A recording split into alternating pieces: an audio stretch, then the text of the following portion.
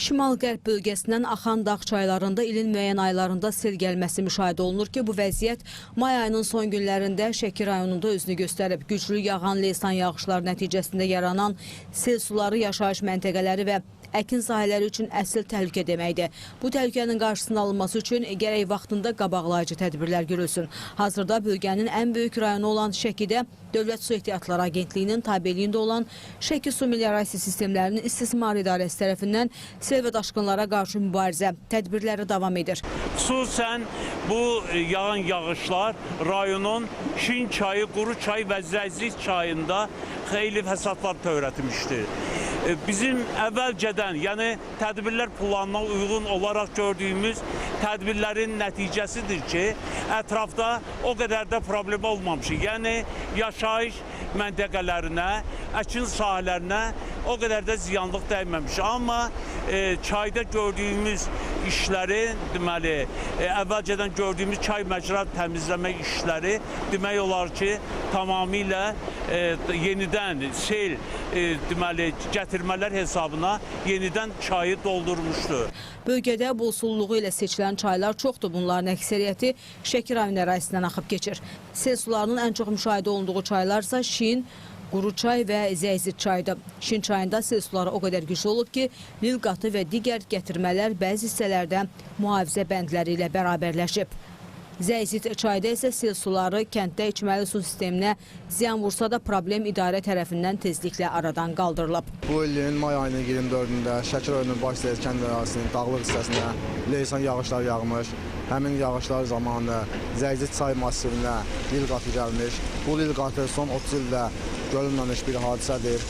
Bu lil qatı gələrkən Zəyzid çay massivinin aşağı hissəsində qoruyucu bəndlər olmayan hissələrdən Başsəhət və Vələcək kəndlərinin torpaq sahələrinə daxil olmuş. Xoşbəxtlikdən kənd sakinlərinin fərdi yaşayış evlərinə, həyətyanı torpaq sahələrinə, sakinlərimizin əmlaklarına ziyanlıq dəyməmişdir.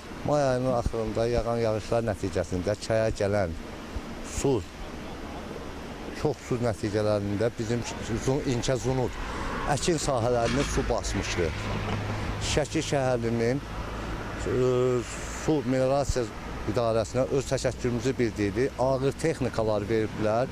Gecə, gündüz ağır texnikalar işləyir və qarşısını alırlar. Onlara çox təşəkkür edirik. Əgər texnikalar işləməsə, əgər bu bizə köməkçi olunmasa, sahələrimiz suyun altında qalır və heç bir əkin sahələrindən istifadə etmək çox mümkün deyil. Bildiyimiz kimi Başgöyünlük kəndi, indi biz Başgöyünlük kəndinin ərazisindəyik. Başgöyünlük kəndi sağdan Şin çayından, soldan Quru çayından əhatə olunur. Bu ilki yağan sel yağışlarının nəticəsində çox böyük sular gəlmişdi. Dövlətimizin qabaqlayıcı tədbirləri nəticəsində texnikalar çaylarda işləmiş və qabaqlayıcı tədbirlər görülmüşdü. Bunun nəticəsində ərazimizdə yerləşən əkin sahələrinə ziyanlıq dəyməmişdi.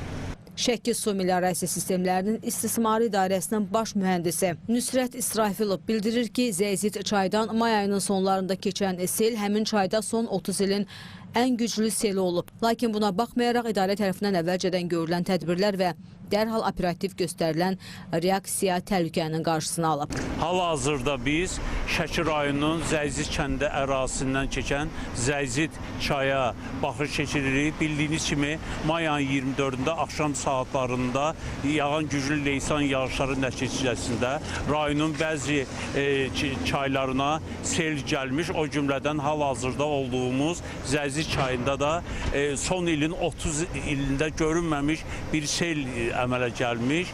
Nəticədə bəzi fəsadlar yaranmışdı.